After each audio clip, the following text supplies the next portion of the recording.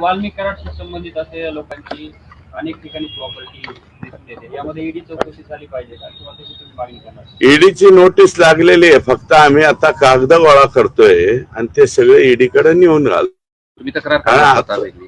आम्ही तक्रार करणार आहे.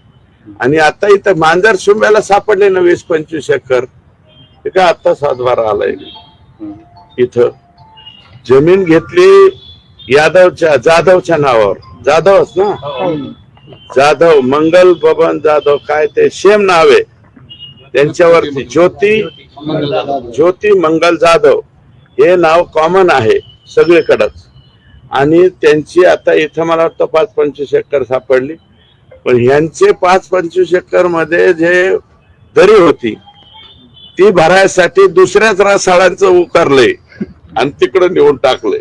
रसाळांनी बोलायचं नाही, रसाळांनी निमूट सहन करायचं, अशा पद्धतीच्या प्रकार इथं या जिल्ह्यामध्ये घडलेल्या. आणि या सगळ्यापासून धनुभाऊ अनभिज्ञ कसे राहिले याच मला आता कोडं पडायला लागलेलं.